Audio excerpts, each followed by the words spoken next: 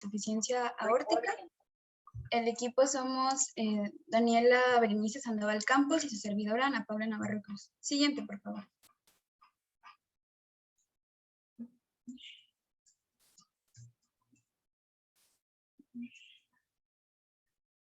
Y bueno, yo les voy a empezar a hablar de lo que es la estenosis aórtica. Esta pues va a ser un estrechamiento justamente de la válvula aórtica. Se considera la valvulopatía más frecuente en Occidente, ya que afecta a al menos el 5% de la población anciana y al 25% de todos los pacientes que padecen alguna valvulopatía cardíaca crónica. Va a tener una preferencia por el sexo masculino, ya que afecta al 80%, ya que de las personas que afecta, el 80% de ellas son varones. Permítanme que me conecte los audífonos.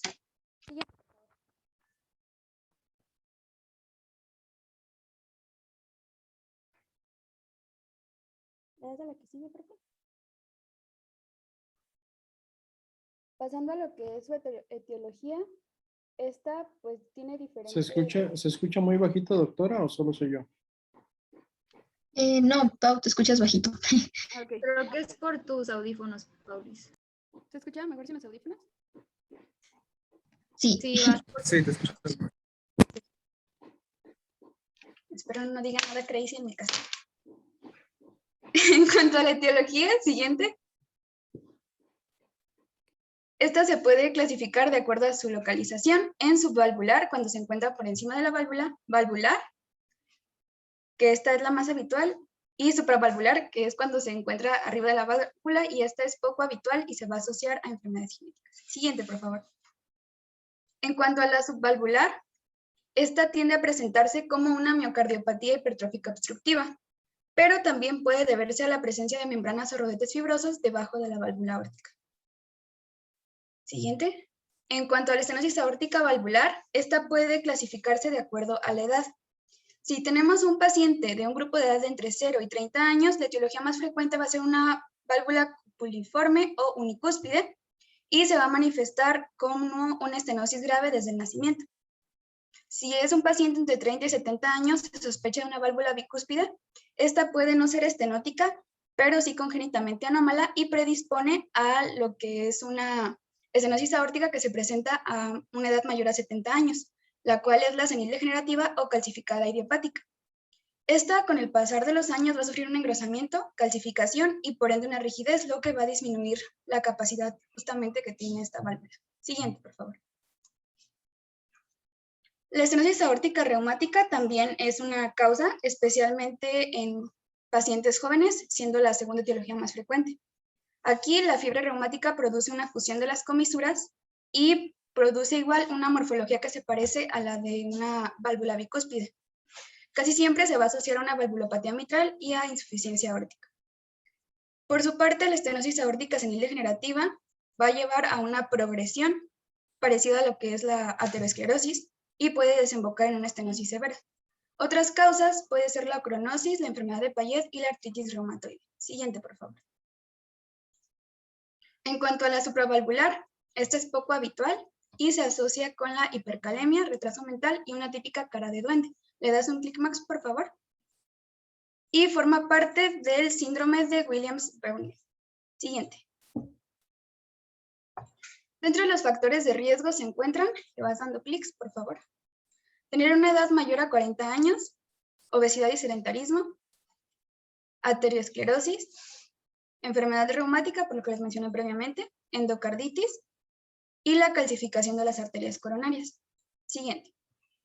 En cuanto a sus factores protectores, encontramos el ejercicio, el examen físico de rutina, que se recomienda especialmente si se considera que tienes un riesgo, el control del sobrepeso, la realización de un electrocardiograma en casos de sospecha, la teleradiografía de tórax y la quimioprofilaxis de fiebre reumática en caso de haberse expuesto. ¿Le das uno más, por favor? Se han descartado como factores de riesgo el tabaquismo y la cardiopatía hipertrófica. Siguiente. En cuanto a su fisiopatología, esta parece un tipo círculo vicioso, en el cual el área valvular aórtica, que se considera normal, tiene un área de 3 a 4 centímetros de acuerdo a la bibliografía Guadalajara y de 3 a 5 centímetros de acuerdo al CTO y al Harrison. Esta se vuelve anormal cuando se reduce a un área de 1 centímetro a 1.5 debido a un gradiente sistólico entre ventrículo y aorta. Esto nos va a llevar a una obstrucción del ventrículo izquierdo, lo que dificulta el vaciamiento de sangre hacia la aorta y prolonga el tiempo de expulsión que tenga la misma. Aquí, entre mayor se prolongue el tiempo de expulsión, mayor será la obstrucción. Como consecuencia hemodinámica tenemos la elevación de la presión sistólica del ventrículo izquierdo con una presión sistólica aórtica normal, lo que nos produce un gradiente transaórtico, es decir, una presión mucho mayor en el ventrículo izquierdo que en la aorta, y esto pues va a dificultar la salida. Siguiente.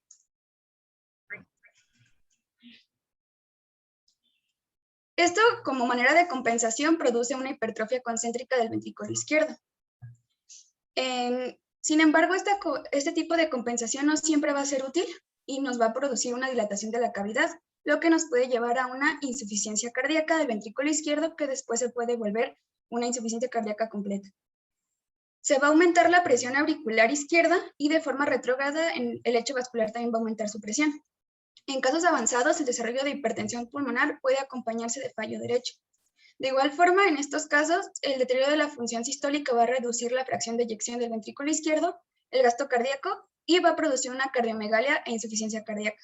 Siguiente.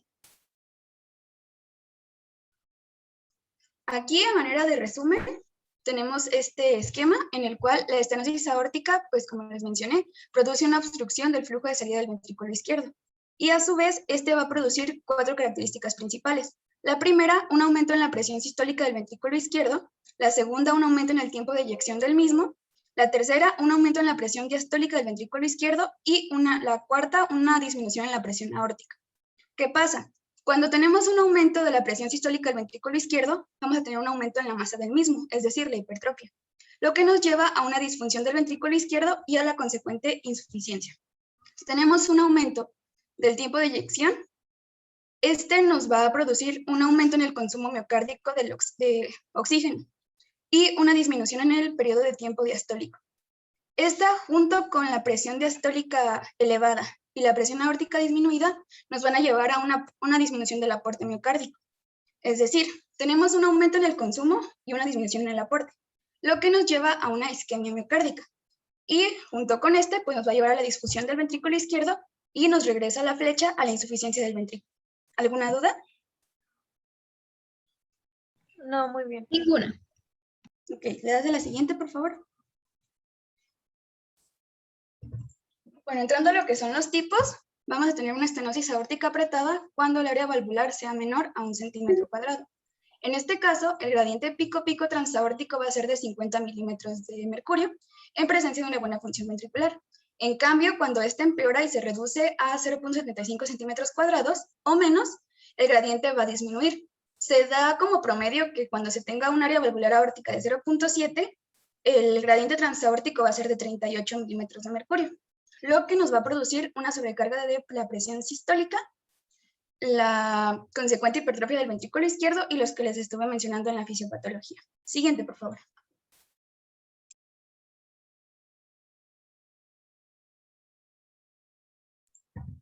Ya pasando a lo que es la clínica, le das a la siguiente, por favor. La estenosis aórtica ligera y moderada generalmente no nos va a producir ningún síntoma, mientras que la apretada puede cursar asintomática o sintomática. Cuando se cursa de forma asintomática, esta tiende a ser la causa de angina de pecho, puede producir lipotimias y síncopes, especialmente cuando se trata de alguna acción que requiere un esfuerzo. Y de igual forma, aquí y lo que es importante aquí mencionar, es que alrededor del 3% de las personas pueden manifestar su primer síntoma de estenosis aórtica con la muerte.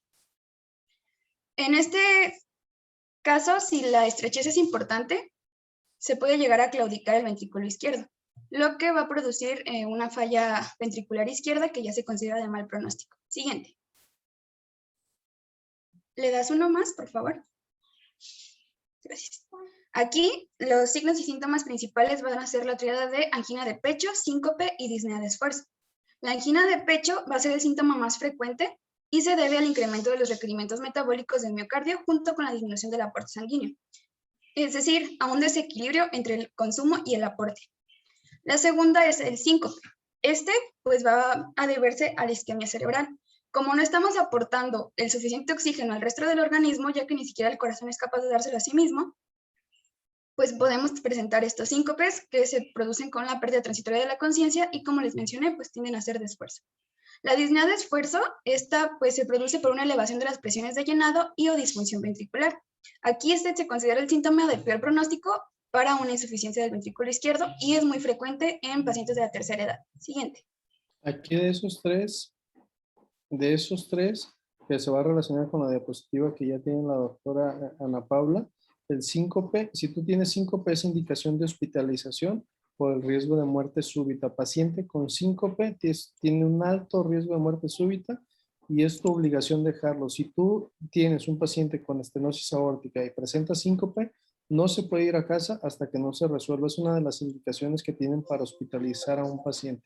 Puede ser que el paciente tenga una estenosis severa, pero si jamás ha tenido un síncope, bueno, lo vigilas, das datos de alarma. Pero si ya está teniendo síncope, es una bomba de tiempo y hay que pensar en si se tiene que quedar hospitalizado. Adelante, doctor. Solo tengo una duda antes de comenzar. ¿Cuánto es el tiempo aproximado de la duración de un síncope? ¿Cómo el tiempo aproximado, José Luis? Para que vuelva a reaccionar el paciente. Ah, no, pues es que eso será muy, muy variable y dependerá de la causa. El problema de este tipo de pacientes es que muchas veces es debut y despedida, presentan síncope y no hay buena respuesta. Y acuérdate que estos pacientes, si la causa es cardiogénica, aunque tú reanimaras un paciente con muerte súbita, acuérdate que está obstruida la vía de salida del ventrículo izquierdo, por lo tanto tienes un bajo gasto cardíaco. Entonces, cuando un paciente de estos hace síncope, lo siguiente es el paro cardiorrespiratorio y es muy difícil que saques un paciente. ¿Cuánto tiempo puede suceder en un síncope? Eso es una pregunta muy ambigua porque puede ser muy variable en un paciente porque va a depender también de la pronta atención. Si esto llega a pasar en la calle, pueden ser de segundos o minutos, pero si se prolonga, pues puede tener un desenlace fatal. Gracias, doctor. Lo que sí mencionaba en cuanto a tiempos era que el síncope pues también podía deberse a una disminución de la presión, una disminución abrupta. Cuando llega a estar demasiado baja y tiene una duración mayor a 20 segundos, decía que producía una fibrilación ventricular, creo, y consecuente el síncope. Eso o la isquemia a nivel cerebral que se produce por el bajo flujo. Por eso muchos de estos pacientes, si ustedes preguntan cuando tienen síncope, lo presentan durante la actividad física. Pero también nos dicen que es más peligroso todavía un síncope en reposo que un síncope en la actividad física. Pero ya te habla, pues, síncope siempre te va a hablar de gravedad de la estenosis aórtica. Sí. Adelante, doctora. Bueno, otro de los... Ana, ¿tienes alguna pregunta?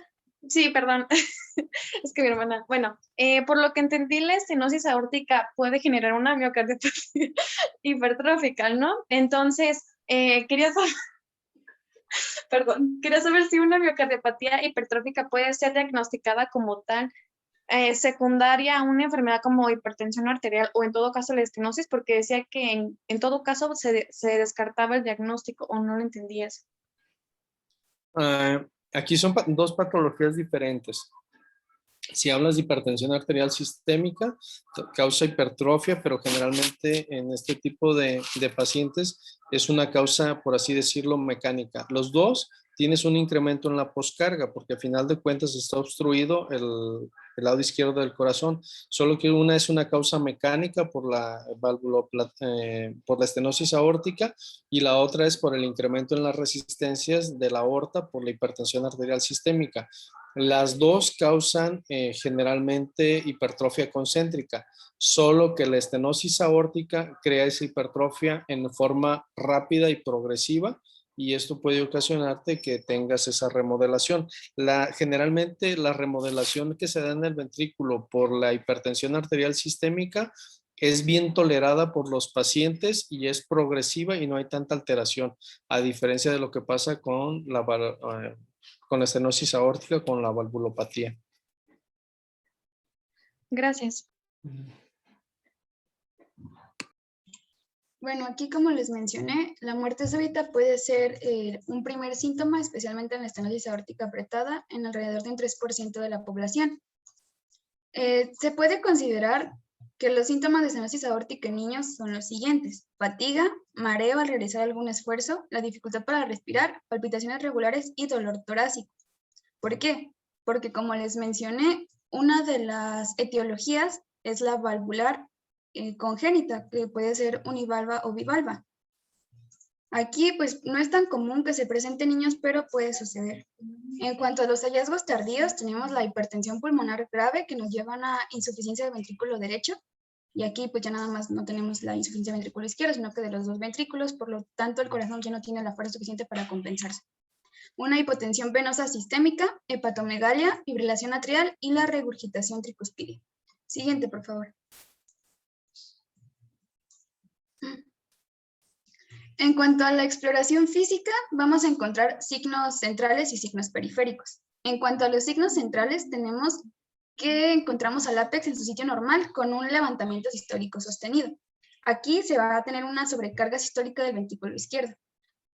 Se considera como el signo auscultatorio más importante el soplo sistólico en el foco aórtico, el cual va a ser un ruido rudo, romboidal, intenso, algo granuloso con un tono bajo y que va a irradiar a los vasos del cuello y frecuentemente se va a auscultar en el ápex. Le das a la siguiente para que lo escuchen. ¿Puedes compartir el audio de la compu, por favor?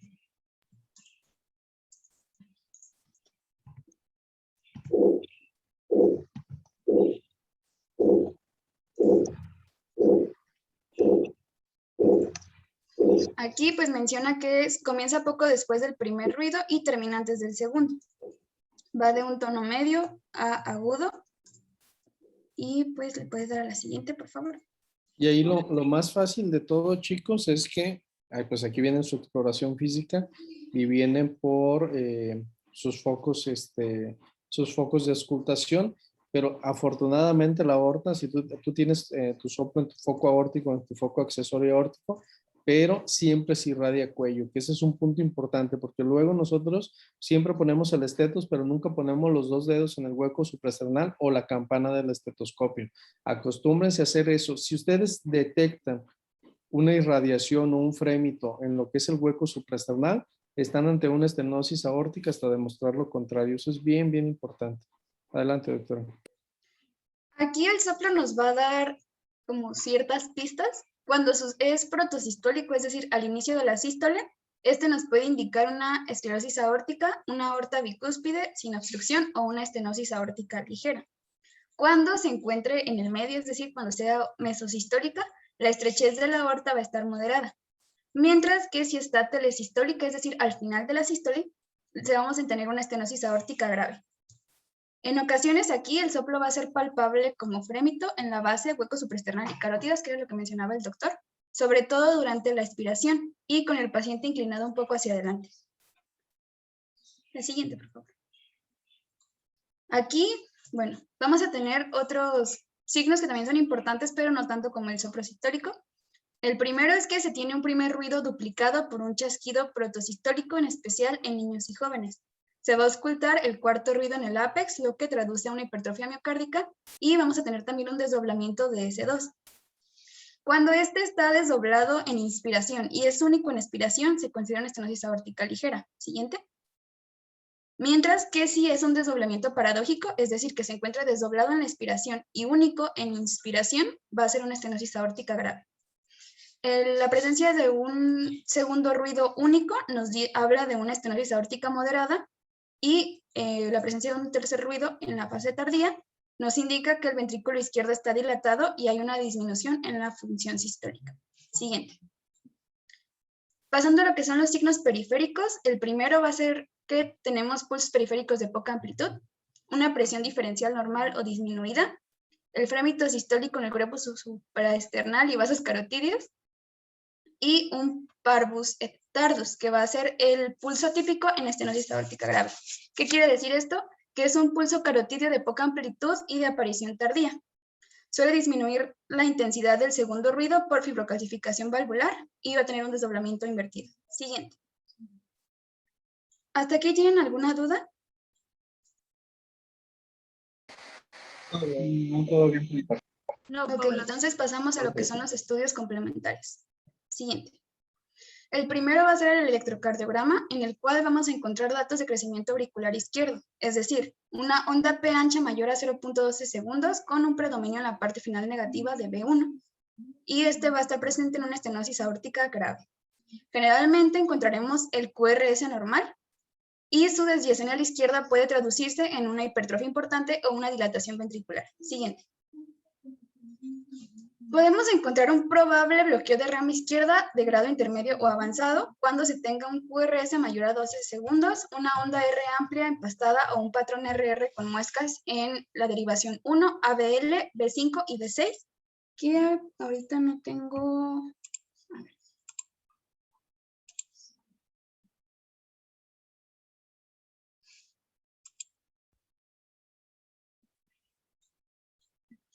¿Observa mi cursor? Sí lo vemos. Sí, Paula. Ok, aquí tenemos una onda R amplia empastado en el patrón RR en lo que es B5 y B6, es decir, por este ladito, aquí, que ya nos lo habían explicado muy bien Isela y Moni. Una onda S profunda, vamos a tener la ausencia de la onda Q en D1 y B6 y una desviación del eje a la izquierda. En casos avanzados se puede encontrar la depresión del segmento ST y la inversión de la onda T, lo que nos indica una sobrecarga del ventrículo izquierdo, especialmente si esta se encuentra en la derivación 1 y en ABL. Siguiente.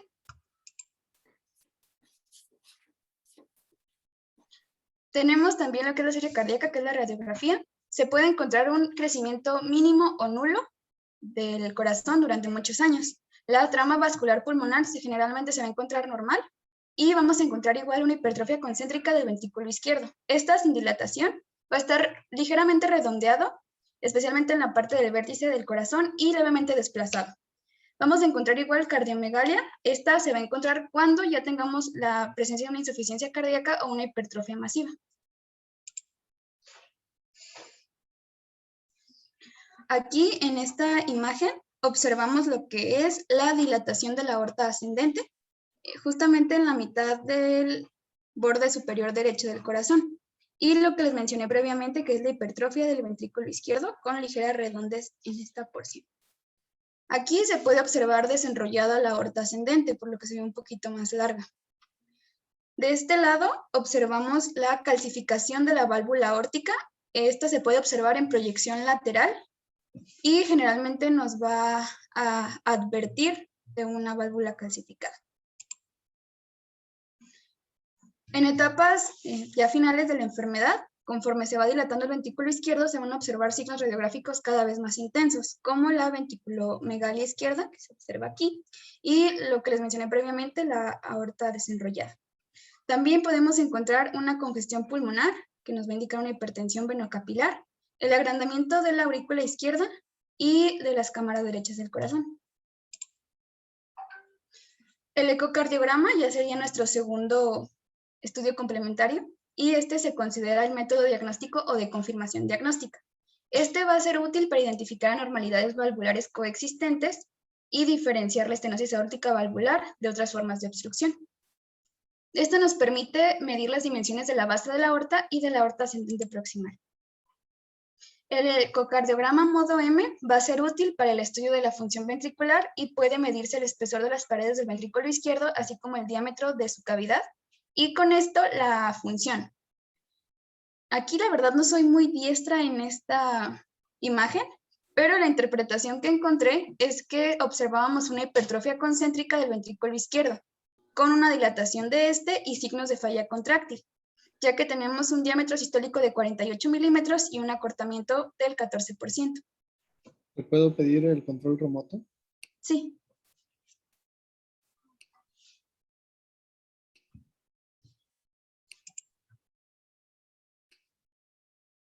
¿Ya ven mi cursor sobre la imagen del modo M?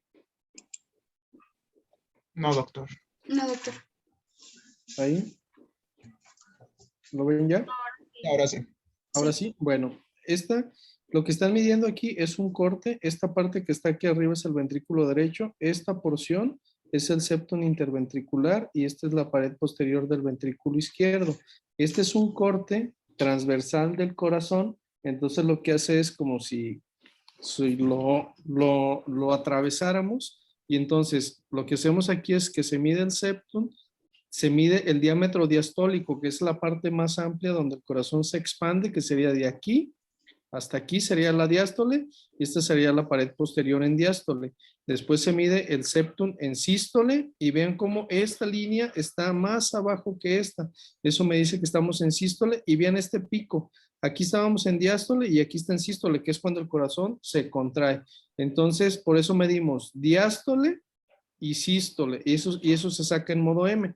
Entonces, por ejemplo, ahí hay algoritmos, o las mismas máquinas ya no los dan en automático, y aquí es donde determinamos la fracción de eyección, que era lo que decíamos a veces, que hemos comentado muchas veces, por ejemplo, en las miocardiopatías hipertróficas o cuando está muy engrosado el corazón. Imagínense que el septum, esta imagen que estoy señalando aquí, estuviera al doble. Entonces, ¿cuánto creen que que le cabría aquí a este corazoncito de volumen o de sangre? Porque a final de cuentas, la sangre es la que está ocupando esta porción. Si ustedes este septum lo tienen más grueso, que ocupara, por ejemplo, toda la mitad, pues entonces el volumen que le cabe a ese corazón es pequeño. Y ahí es donde viene el concepto de que aunque tengas una fracción de eyección alta, no significa que tengas un volumen latido adecuado para ese paciente. ¿Sí? No sé si me di a entender ahí en eso. Sí, maestro. Sí, Muy doctor. bien. Vamos a seguirle entonces, doctora Paula. Bueno, Paso ¿le el das a la control. siguiente, por favor? Aquí tenemos lo que es un ecocardiograma transtorácico, también se abrevia como TTE. Aquí se pueden encontrar signos de engrosamiento, calcificación y disminución de la abertura sistólica de las valvas y la hipertrofia del ventrículo izquierdo. El cierre, que va a ser como excéntrico, así de repente o medio raro, de las valvas de la válvula aórtica, va a ser un signo característico de las válvulas congénitamente bicúspides. Aquí, ahí deja, solicito otra vez el control. Lo que vamos a observar como la válvula aorta va a ser lo que se encuentra dentro de este circulito, o en este caso aquí. Aquí se alcanzan a observar las tres valvas. Y le das a la siguiente, en la siguiente imagen se aprecia mejor. ¿Sí ven el cursor, chicos? No, no estoy viendo el cursor. A mí no me aparece, Pau. Déjate pongo este. ¡Ay! Ya pude.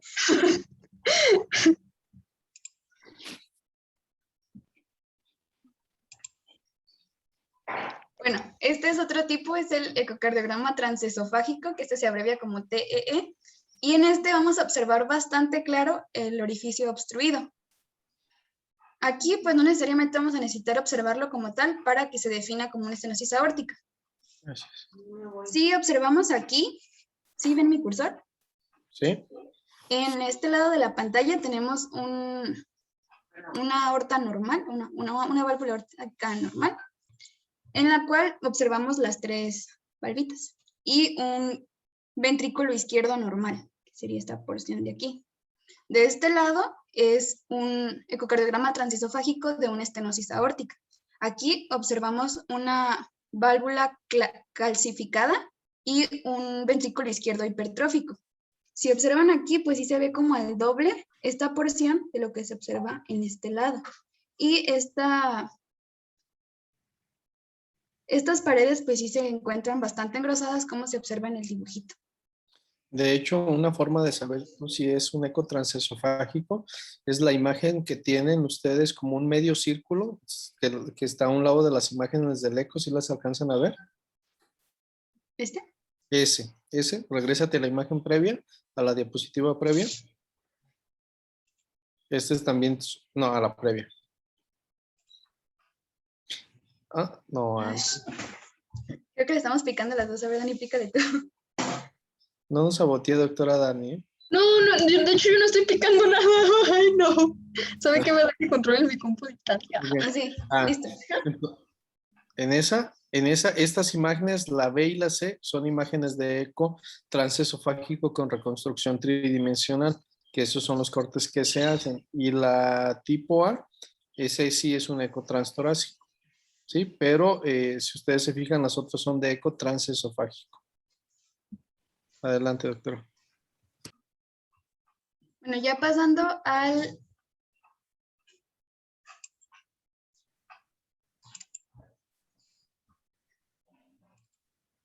A ver, Pau, tú o yo. Bueno, aquí tenemos un plano apical de 4 cámaras de un paciente con una válvula aórtica degenerativa. Aquí observamos el cierre bastante brusco. No tiene audio. No. ¿Sí observan? Aquí serían las 3. Ahí yo te diría que es un eje de 4 cámaras. El eje para ver el 5 cámaras, este nada más sirve para ver el ventrículo izquierdo, el ventrículo derecho y los atrios, pero no nos sirve para ver la válvula aórtica. Cuando haces eso, lo que tú tienes que hacer es angularte, como acostar un poquito el transductor para que entonces tú saques la válvula aórtica. Señálanos dónde iría la válvula aórtica, doctora. ¿Quién tiene el cursor ahorita? ¿La doctora Creo Dani? que yo. Creo que yo. A ver, señálanos más o menos dónde iría la válvula aórtica. Más o menos por esta presión. Creo. No vemos tu cursor. A ver. Aquí yo ya renuncié al de este porque no se veía. ¿Lo vuelvo a solicitar?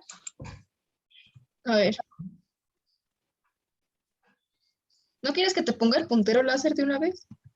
Sí, profesor. Pero creo que de todos modos no lo controlo. Solicítalo. Ahí.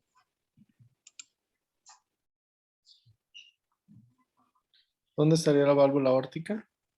Creo Del que otro estaría lado. por esta presión. No, del otro lado. Ese es el ventrículo derecho. Aquí es un corte, es el corte. No, ese tampoco es, ¿eh? A ver, préstame el puntero. A ver. Ahí vamos. Eh, Solicitarle a la doctora Dani. Renuncia. Listo. ¿Listo? Yo ya renuncié al control. A Creo que ver, después cuando Dani se lo puede dar. espérame. Te lo voy a solicitar otra vez. Solicitar a la doctora Dani. ¿Listo? Entonces, esta de aquí, si tú abrieras el transductor y acostaras, verías la válvula aórtica. En este corte no se ve la válvula aórtica porque se llama 4 cámaras.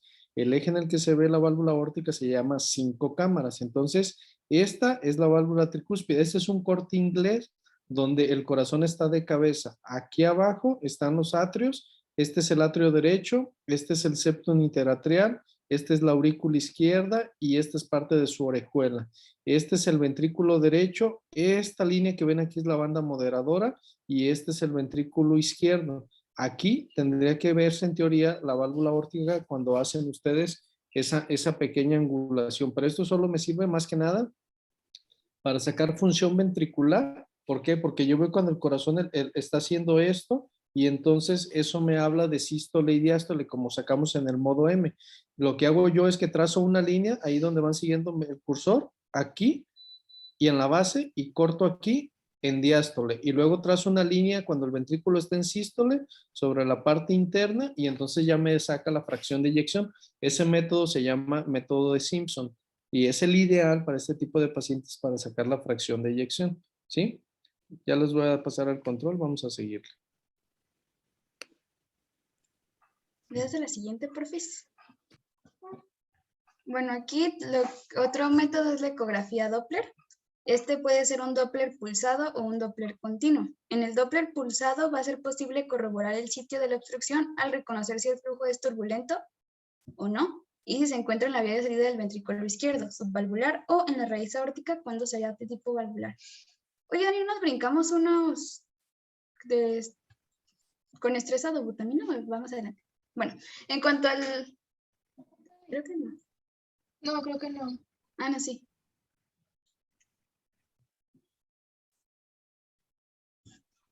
Ah. Bueno, la ecocardiografía de estrés con dobutamina nos va a ser útil para evaluar a pacientes con estenosis aórtica y una disfunción sistólica intensa del ventrículo izquierdo, en quienes pues sea difícil evaluar la intensidad de la estenosis aórtica. Siguiente. Aquí, este nos puede dar a conocer la localización de la obstrucción que sea esta subvalvular o valvular, y en el caso de ser valvular se podría saber si la válvula se encuentra o no calcificada. Pues aquí sí es muy claro, donde está la AO es donde está la válvula aórtica. Siguiente. Siguiente.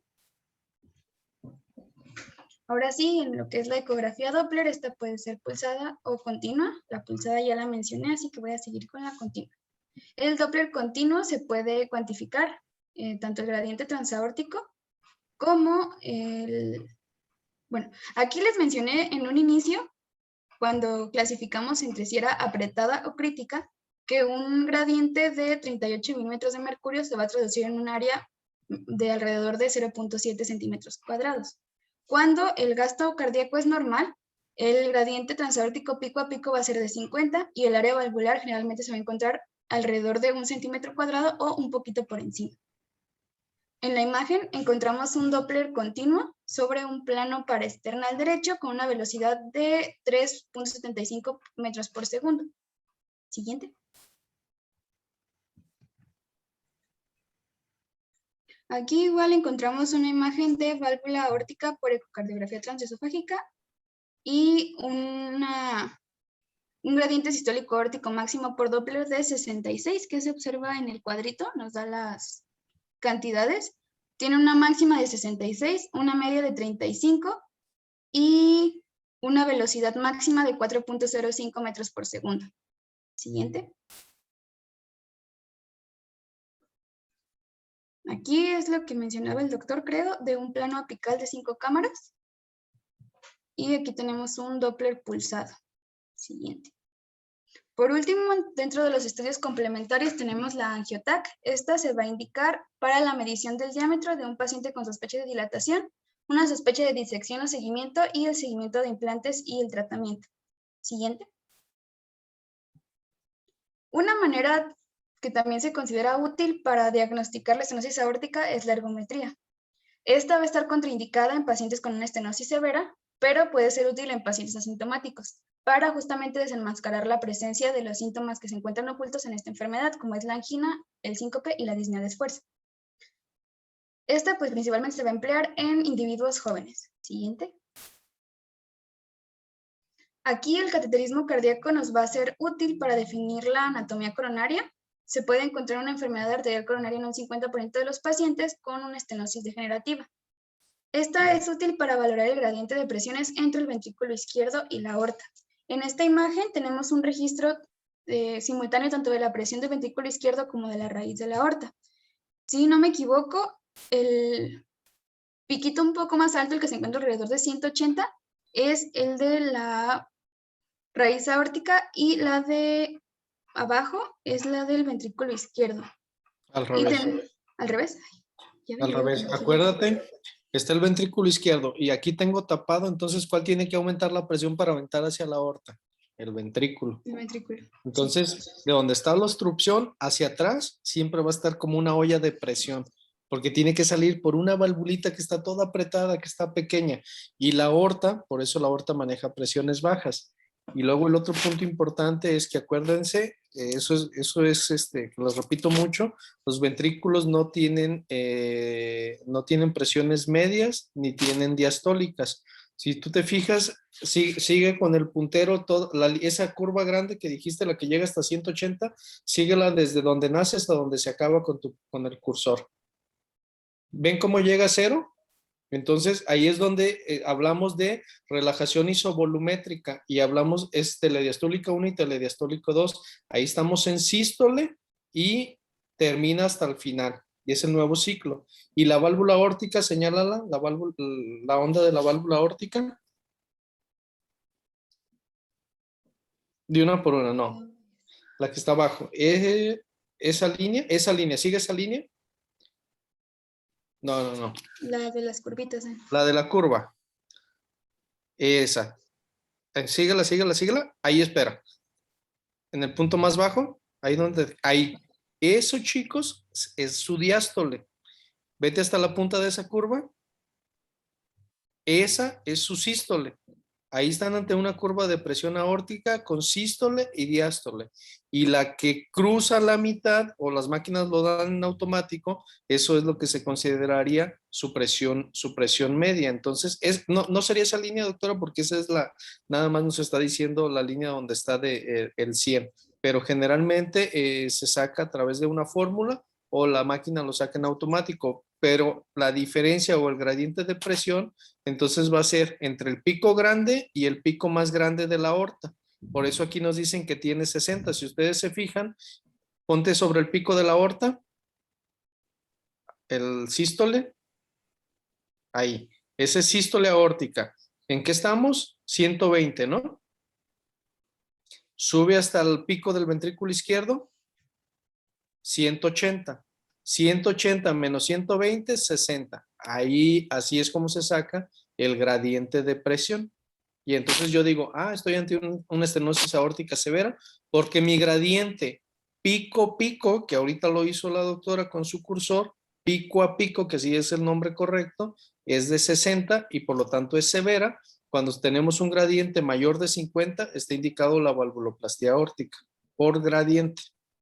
¿Sale? ¿Dudas?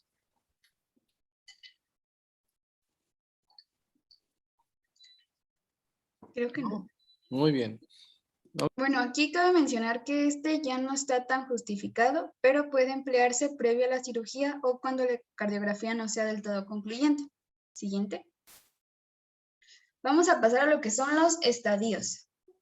Aquí es una tabla muy larga que les dividí creo que en 3 diapositivas. El estadio A, que se define como un riesgo de estenosis aórtica, vamos a tener ninguna consecuencia hemodinámica y ningún síntoma. Sin embargo, ya tenemos una velocidad máxima aórtica menor a 2 metros por segundo. En cuanto a la anatomía, la válvula aórtica puede ser bicúspide o tener una esclerosis. Cuando entramos a un estadio B, que es una estenosis aórtica progresiva, podemos tener una calcificación de la valva de leve a moderada, ya sea una válvula tricúspide o bicúspide, que tenga una ligera reducción en el movimiento sistólico o cambios valvulares reumáticos con fusión de las comisuras, que si recuerdan, cuando explicamos lo que era la etiología de la estenosis aórtica por fiebre reumática, mencionaba que a pesar de que tuviera las 3 valvas, tras estas se comenzaban a actuar como si fueran 2. En cuanto a la hemodinámica valvular, si tenemos una estenosis aórtica leve, la velocidad máxima aórtica va a ir de 2 a 2.9 metros por segundo. Y en cuanto a la moderada, esta va de 3 a 3.9, teniendo una presión media de 20 a 39. Aquí ya vamos a tener consecuencias hemodinámicas, pero ningún síntoma. Dentro de las consecuencias hemodinámicas encontramos una disfunción diastólica del ventrículo izquierdo precoz y una fracción de eyección del ventrículo izquierdo normal. Siguiente. El estadio C se divide en 2. Este va a ser grave asintomática. El C1 es una grave asintomática sin disfunción del ventrículo izquierdo y el C2 ya tiene una disfunción. En cuanto al C1, vamos a encontrar una calcificación grave de la valva o estenosis congénita con abertura reducida. En cuanto a la hemodinámica, vamos a tener una velocidad máxima mayor a 4 metros por segundo y una presión de 40. Cuando se encuentre muy grave, la velocidad va a ser mayor a 5 metros por segundo y la presión va a ser ya mayor o igual a 60. Dentro de las consecuencias hemodinámicas, comenzamos a tener una disfunción diastólica del ventrículo izquierdo, una hipertrofia leve y seguimos teniendo una FEBI normal. Aquí no vamos a presentar ningún síntoma, pero una prueba de esfuerzo puede confirmarnos el estado de los síntomas. En cuanto al estadio C2, aquí les mencioné que era una estenosis grave asintomática, pero que ya presentaba disfunción del ventrículo izquierdo. Aquí encontramos una calcificación grave de la valva o estenosis congénita con abertura gravemente reducida. Las principales diferencias es que aquí la fracción de eyección del ventrículo izquierdo va a estar disminuida en un 50%, pero aún no presentamos síntomas. Le das a la siguiente, por favor. En el estadio D, este igual se divide en 2. Encontramos una estenosis aórtica grave que ya presenta síntomas. En el D1 es una grave con síntomas y un gradiente elevado, y en el D2 tiene síntomas que ya son graves, tiene bajo flujo y bajo gradiente con una FEBI reducida. En D1 la anatomía va a ser una calcificación grave de la valva o estenosis congénita con abertura de la valva gravemente reducida. En cuanto a la grave, ya va a ser una velocidad mayor a 4 y dentro de sus consecuencias vamos a tener una disfunción diastólica del ventrículo izquierdo, hipertrofia y podemos llegar a presentar una hipertensión pulmonar. En cuanto a los síntomas, aquí encontramos lo que es la disnea de esfuerzo, la angina y el síncope. En el estadio D2, las consecuencias hemodinámicas es la disfunción diastólica del ventrículo izquierdo, una hipertrofia del mismo y una fracción de eyección disminuida. En cuanto a los síntomas, aquí ya podemos incluso encontrar una insuficiencia cardíaca, angina, síncope o las litotimias. Siguiente. En el estadio D3 vamos a tener un espesor relativo de la pared del ventrículo izquierdo que va a estar aumentado. Vamos a tener una cámara del ventrículo izquierdo pequeña con un volumen sistólico disminuido, un llenado diastólico restrictivo y una FEBI del 50%. Aquí los síntomas igual incluyen una insuficiencia cardíaca, angina y síncope. Siguiente. Hasta aquí tienen alguna duda, vamos a pasar a lo que es el tratamiento. Todo bien, Pau. Siguiente, por favor. Bueno, aquí es importante mencionar que el tratamiento puede ser médico o farmacológico, endovascular y quirúrgico. En cuanto al tratamiento médico, si tenemos una estenosis grave, que ya definimos como un área valvular menor a 1 centímetro cuadrado, se debe evitar la actividad física, los deportes de competencia y la deshidratación, hipovolemia, especialmente esta para impedir la disminución del CO2. Siguiente. Aquí vamos a poder utilizar betabloqueadores y ECAs y algunos inocuos en sujetos asintomáticos que sujetan la función sistólica del ventrículo izquierdo. Siguiente. Un ejemplo de estos es la nitroglicerina, la cual va a ser útil para calmar la angina de pecho en individuos con enfermedad coronaria. Las estatinas también se han demostrado que son útiles, especialmente para la estenosis aórtica calcificada y degenerativa, ya que esto va a permitir una evolución más lenta de la calcificación. De igual forma, se recomienda la profilaxis contra endocarditis con pacientes con antecedentes. Siguiente. Los diuréticos se pueden emplear para reducir la congestión y proporcionar alivio sintomático antes del reemplazo de la válvula aórtica. De igual forma, el nitroprusiato puede emplearse para descargar el corazón izquierdo, reducir la congestión y mejorar el flujo hacia adelante de la sangre. Se han llegado a utilizar los inhibidores de la fosfodiesterasa 5, como el sildenafilo, para una mejoría aguda de la hemodinámica pulmonar y sistémica y por ende para producir una descarga biventricular. Estos no son como tal un tratamiento de sostén, sino que se van a emplear antes de que se lleve a cabo el reemplazo de la válvula para que este se realice de una forma más segura. Siguiente. Pasando ya a lo que es el tratamiento endovascular. La valvuloplastía aórtica básicamente consiste en introducir mediante cateterismo retrógrado un globo desinflado a través de lo que es el orificio valvular aórtico. Este se va a inflar durante 3 a 5 segundos en 2 o 3 ocasiones con el objetivo de ampliar el orificio valvular y reducir el gradiente transaórtico y la poscarga, así como mejorar la función ventricular, especialmente cuando no hay daño miocárdico. Siguiente. Se va a emplear en pacientes ancianos o con malas condiciones para que se les realice una cirugía, una función ventricular muy deteriorada o en recién nacidos y lactantes que tengan una estenosis valvular crítica o muy apretada. En este momento se tratará de evitar la cirugía porque tienen una alta mortalidad. Es importante mencionar que no pueden usarse como un método definitivo, ya que la restenosis valvular es muy alta a los 6 meses o al año en adultos. Siguiente. Pasando a lo que es el implante transvalvular aórtico, o también abreviado como TAVI. Este se puede emplear en pacientes adultos con elevado riesgo quirúrgico. Siguiente. Y se pueden emplear 2 sistemas. El primero es una válvula expansible con globo y el segundo es una válvula autoexpansible, que va a incorporar además una prótesis pericárdica. Estos generalmente se realizan por la vía transfemoral, pero también se han empleado la vía transapical del ventrículo izquierdo, la subclavia, la carótida y la aorta descendente.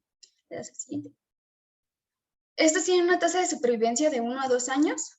Son pues básicamente iguales a pacientes que tengan un riesgo quirúrgico alto, que son tratados tanto con el TAVI como por una cirugía de reemplazo. El riesgo temprano de presentar una enfermedad cardiovascular tiene mayor incidencia de una regurgitación aórtica paravalvular. En el 10% de estos pacientes se ve necesario el uso de un marcapasos permanente por la tasa de bloqueo cardíaco y este se puede poner después del procedimiento. Siguiente.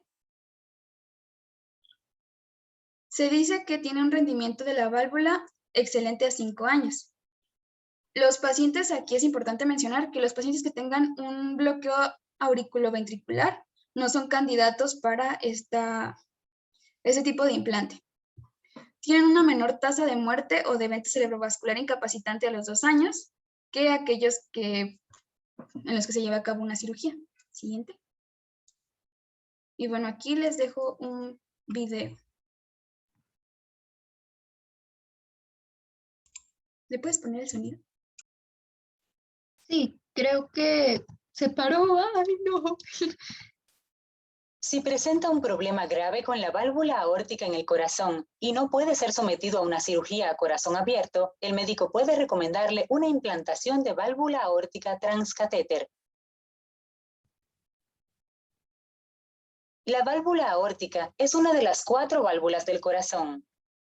Se encuentra entre el ventrículo izquierdo o cámara inferior izquierda y el vaso sanguíneo grande que suministra sangre rica en oxígeno al cuerpo, denominado aorta. Cuando el ventrículo izquierdo se contrae en cada latido del corazón, empuja la sangre a través de las 3 valvas flexibles con forma de taza que conforman la válvula aórtica. Cuando el ventrículo izquierdo se relaja, la válvula aórtica se cierra para evitar que la sangre fluya hacia el ventrículo izquierdo.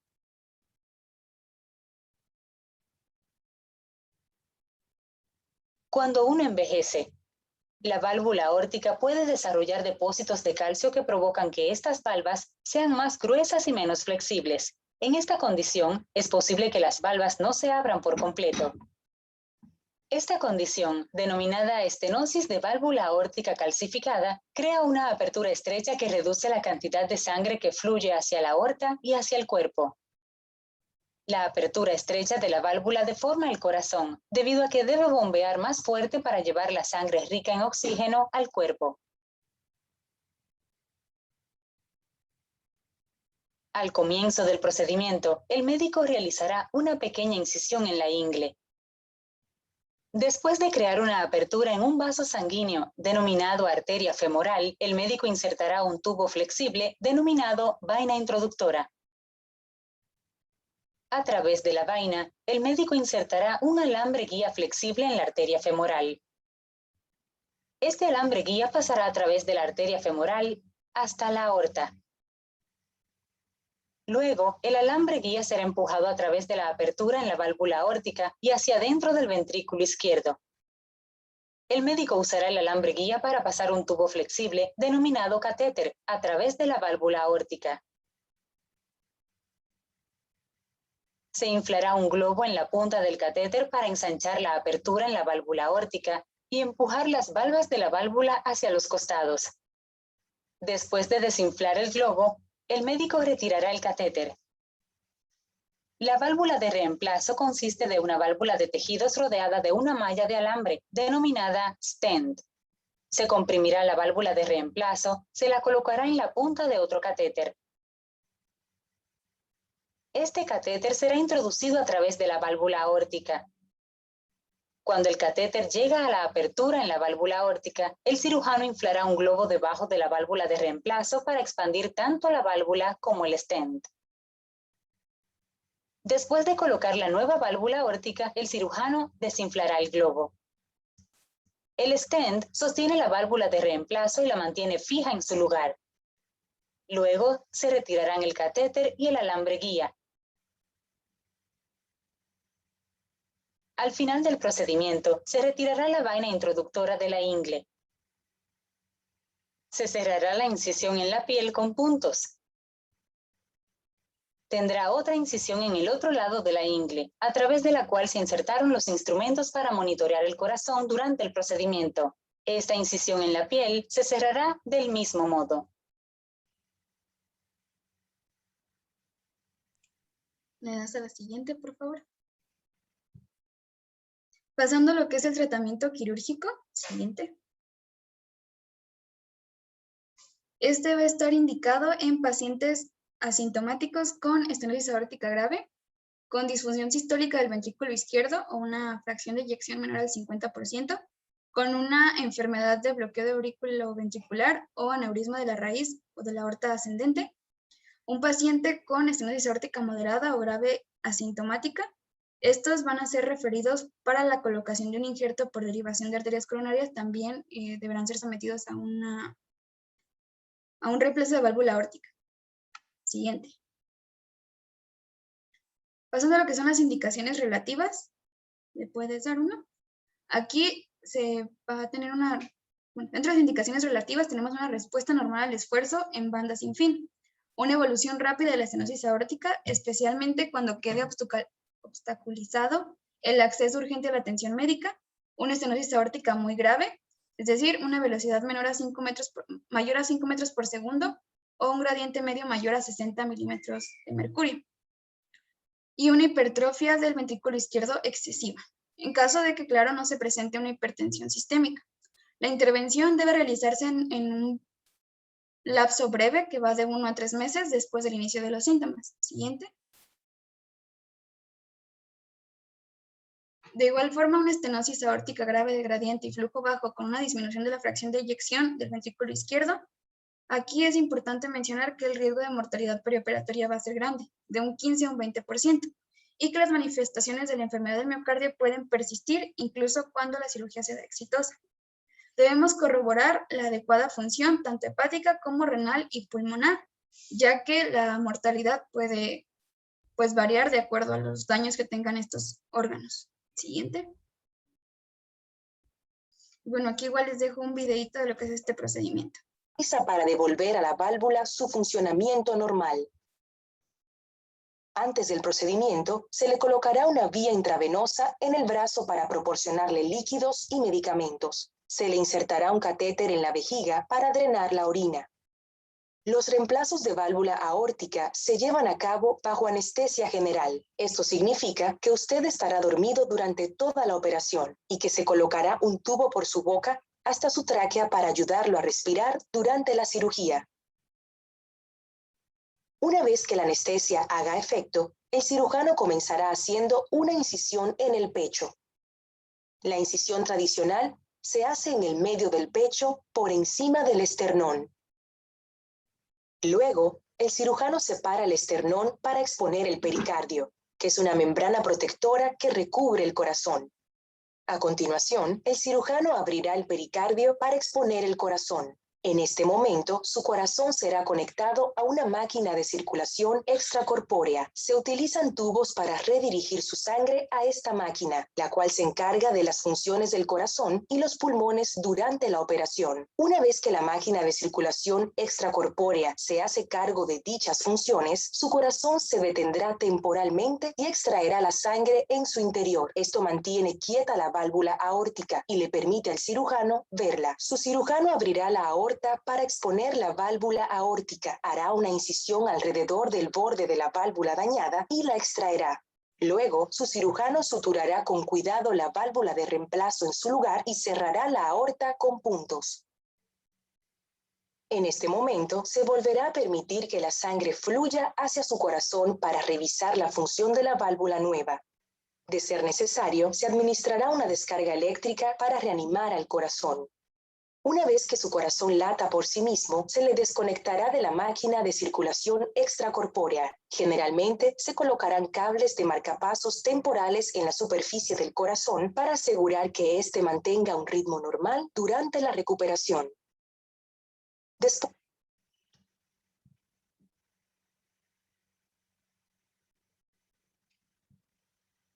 Tienes el micro apagado. Qué mensa. En lo que son las prótesis, esta puede ser biológica, puede ser mecánica.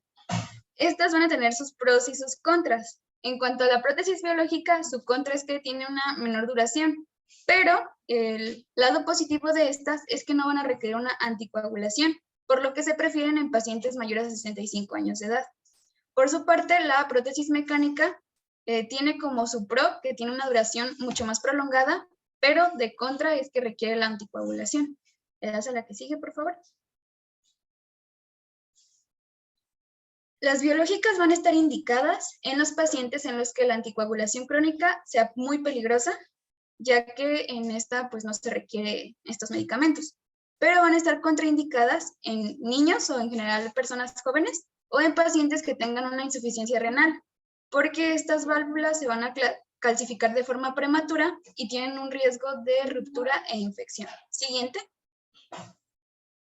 Las prótesis mecánicas, por su parte, van a ser ideales para el tratamiento quirúrgico de la estenosis aórtica en el paciente adulto.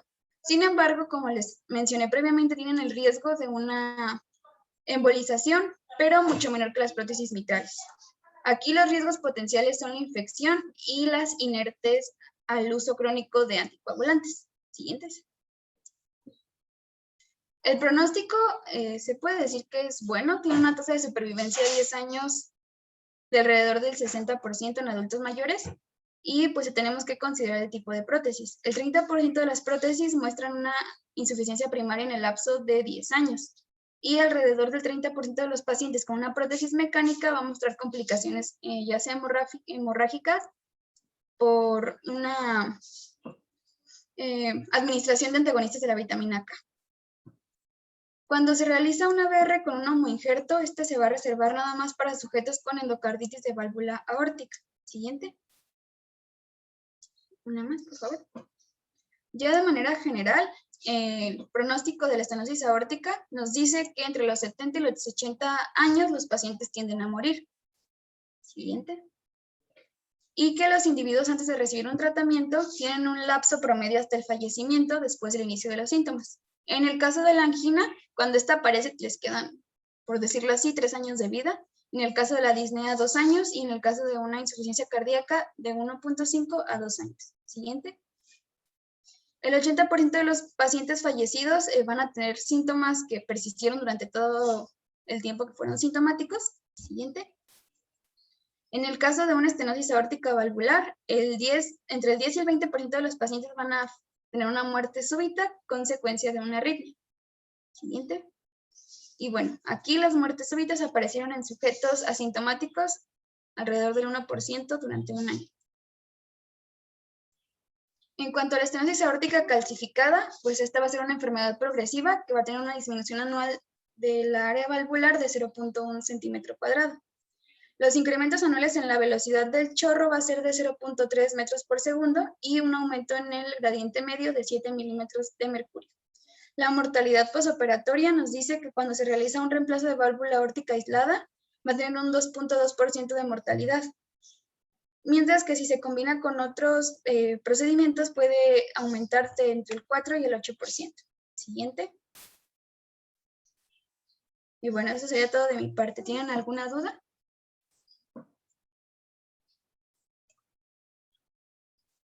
No, Paula, Sigo con Dani. todo bien, Paula.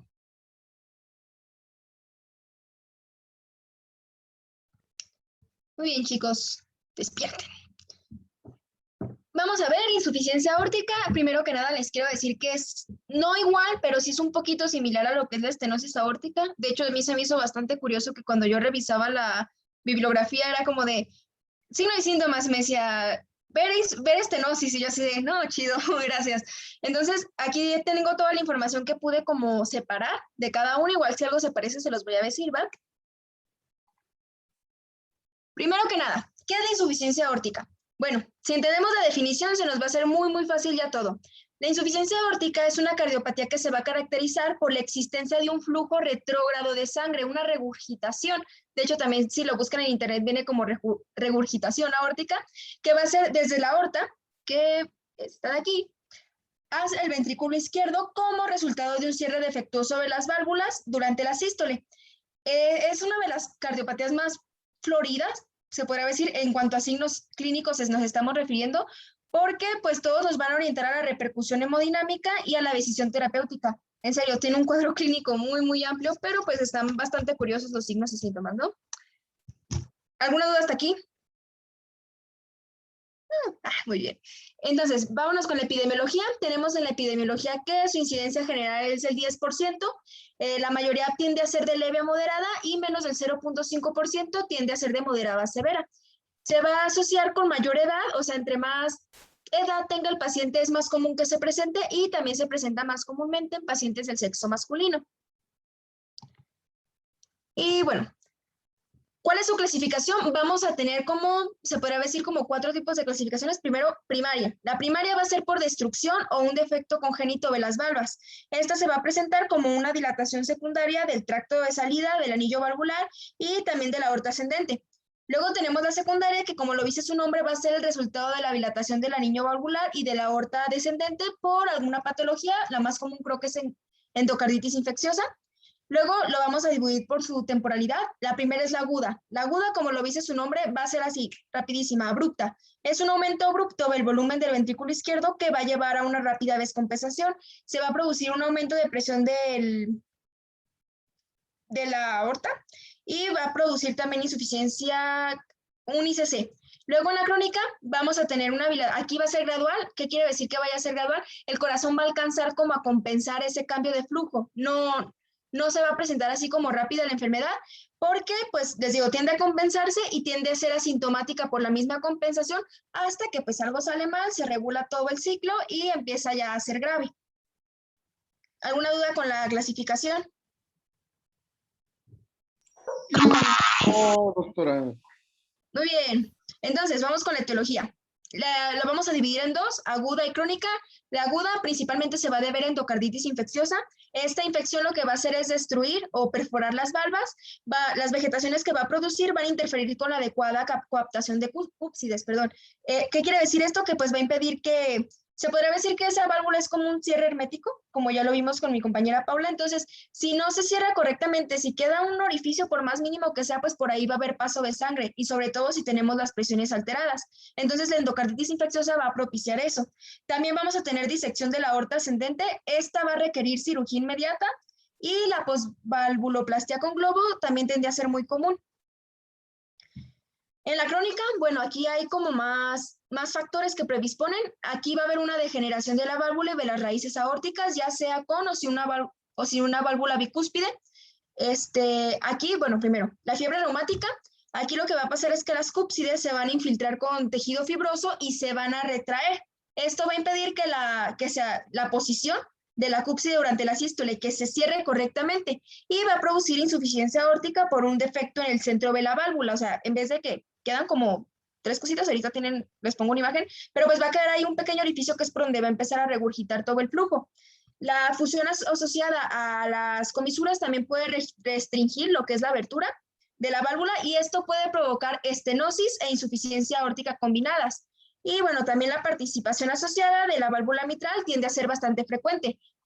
Esta es la principal etiología que tenemos de la insuficiencia aórtica crónica, y si mal no recuerdo, en la bibliografía mencionaba que se daba más comúnmente en pacientes jóvenes. O sea, si vemos a un paciente joven que presenta esta enfermedad, tenemos que sospechar de que se deba a una fiebre reumática.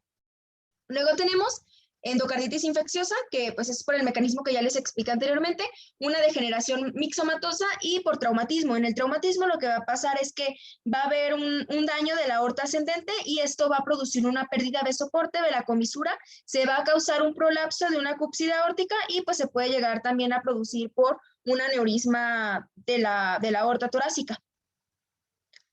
En los niños vamos a tener así como etiologías muy específicas. Pueden ser más frecuentemente por una comunicación interventricular con un prolapso, y si estamos hablando de una etiología de insuficiencia aórtica primaria, tenemos una estenosis aórtica calcificada. Esta se va a presentar más comúnmente en adultos mayores, como ya lo vimos con Paula, y va a tener algún grado leve de insuficiencia aórtica. Esta se da mayoritariamente en el 75% de la población. Otras causas menos frecuentes, bueno, las congénitas. Aquí la principal que me parece y que vamos a estar mencionando durante toda la exposición también es la de Marfan. El síndrome de Marfan puede producir esta enfermedad.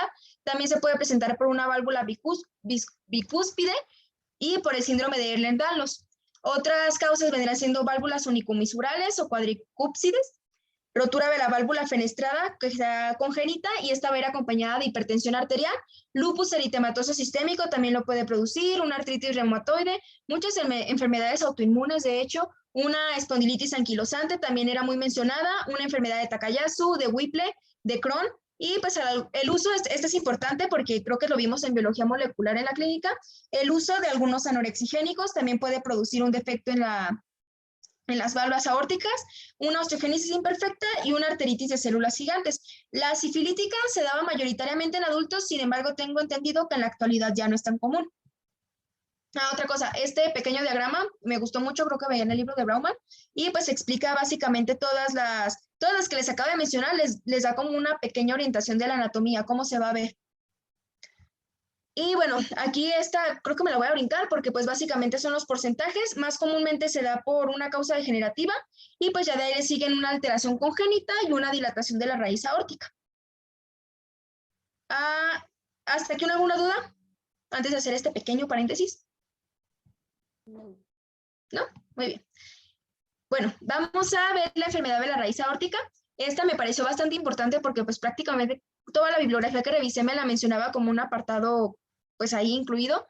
La enfermedad de la raíz aórtica se va a producir por una dilatación marcada de la aorta ascendente y se puede deber a muchos factores, por ejemplo, una dilatación aórtica degenerativa que se puede relacionar incluso con la edad, una necrosis quística de la media de la aorta, esta puede ser aislada o asociada con el síndrome de Marfan.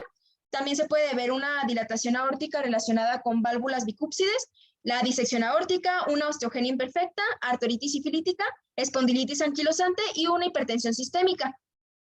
¿Aquí qué va a pasar? Bueno, cuando el anillo aórtico, que vendrá pues de eso de aquí, se va a dilatar de manera notable, las valvas aórticas lo que van a hacer es que se van a empezar a separar y se va a suscitar una insuficiencia aórtica. Además, otra cosa que vamos a tener es que la dilatación de la raíz va a causar tensión y un arqueamiento de las cúpsides individuales. Entonces, esto va a hacer que se engrosen aún más y se retraiga, intensificando la insuficiencia aórtica.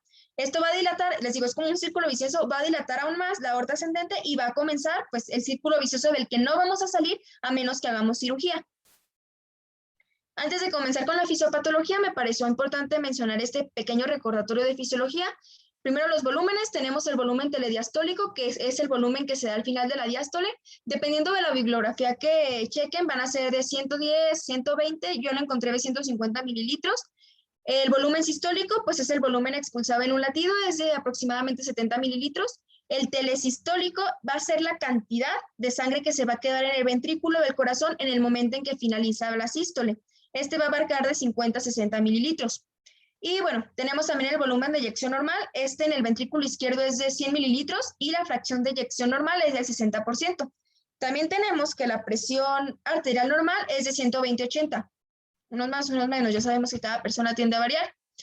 Y bueno, estas son las dos leyes. Las voy a explicar muy a grosso modo. La ley de Frank-Starling dice que es la propiedad que tiene el corazón para contraer su forma proporcional al flujo que esté teniendo. Es decir, a mayor llenado, mayor volumen de eyección. Esto es como para mantener un equilibrio. Y por otro lado, la ley de Laplace nos dice que cuando mayor sea el radio del vaso, mayor va a ser la tensión de la pared para soportar una determinada presión interna del fluido. ¿Alguna duda hasta aquí? La fisiopatología está un poquito complicada, es muy divertida, a mí me gustó mucho, pero pues sí necesito que les haya quedado claro lo anterior. Sí, muy bien. Que usted les explique, doctora, pues tienen que leerlo para que lo entiendan más. Sí, chicos, eso sí, es lo que ni qué. Muy bien. La fisiopatología. Primero la voy a dividir entre aguda y crónica porque les digo, aguda quédense con la idea de que el corazón, hagan de cuenta que les llegaron con examen sorpresa. ¿Saben qué? Mañana examen de obstetricia, no te avisaron nada, pues no tienes tiempo ni de prepararte. Eso es lo que va a pasar con la aguda. El corazón no va a tener tiempo pues prácticamente ni de adaptarse ni nada. Y en la crónica el corazón sí va a presentar algunos cambios que le van a permitir soportar ese aumento de flujo. Entonces, durante la diástole, lo que va a pasar es que la válvula de la aorta no va a cerrar correctamente. Si lo notan aquí, va a quedar como semiabierta. Entonces, lo que va a pasar es que parte de su contenido se va a volver a caer hacia el ventrículo izquierdo, justo en el momento en el que el ventrículo izquierdo está recibiendo la sangre de la aurícula izquierda. Entonces, esto va a producir que haya un aumento en el volumen del ventrículo. Todo esto, como ya se los mencioné, va a ocurrir debido a un efecto del cierre de las valvas y a un cambio de presiones. Ahorita vamos a ver esas presiones. ¿Qué va a pasar con la aguda? Bueno, primero que nada, no es bien tolerada, tiene un muy mal pronóstico si no se recibe tratamiento oportuno y a veces incluso con tratamiento. ¿Por qué? Sencillamente porque el corazón no se va a adaptar al cambio del volumen. Van a ocurrir varios, se podrán decir, sucesos. El primero que tenemos es el aumento del volumen. Durante la diástole se va a basar el contenido de la aurícula sobre el ventrículo izquierdo y pues aparte de eso, el ventrículo izquierdo también va a estar recibiendo flujo de la aorta. Ese flujo que se supone que ya debió haber excedido va a regresar a una parte. Eso va a aumentar o va a producir una elevación de presión del llenado.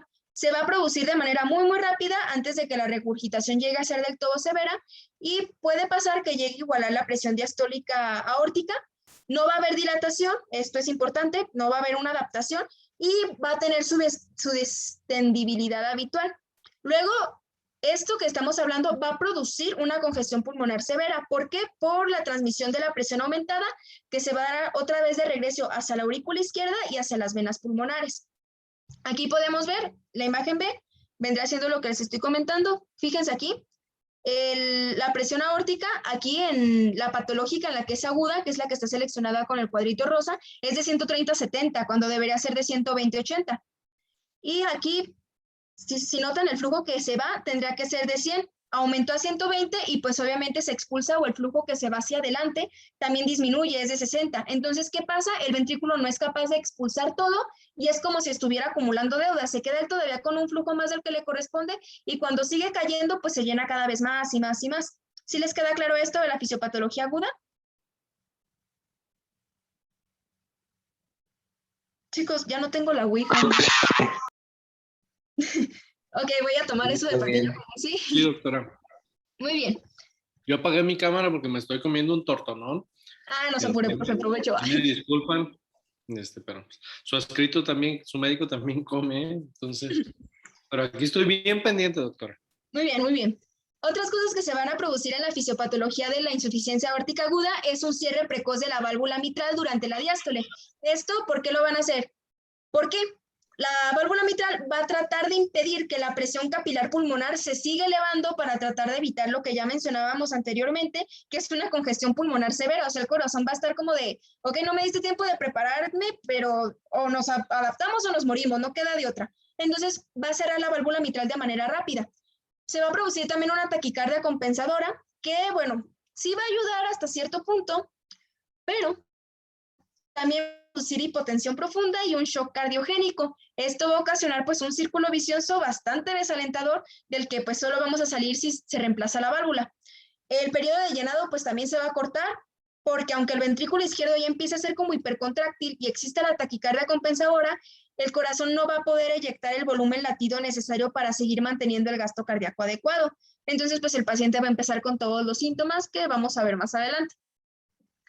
Vámonos con la crónica. Esta, en cualquier bibliografía que busquen, pues se va a describir mejor, porque pues se puede decir que es la más común que nos va a llegar a nosotros, el paciente asintomático. A veces lo encuentras así de pura chiripa, a veces porque ya empezó con los síntomas de que ya se agravó. Lo que va a pasar es aquí que a diferencia de la insuficiencia mitral, en la insuficiencia aórtica vamos a expulsar todo el volumen sistólico del ventrículo izquierdo a la cámara de alta presión, que vendrá siendo la aorta. En la insuficiencia mitral, si mi memoria no me falla, una fracción de ese volumen sistólico va a ser eyectada de regreso a la aurícula izquierda a baja presión en un intento por tratar de compensar.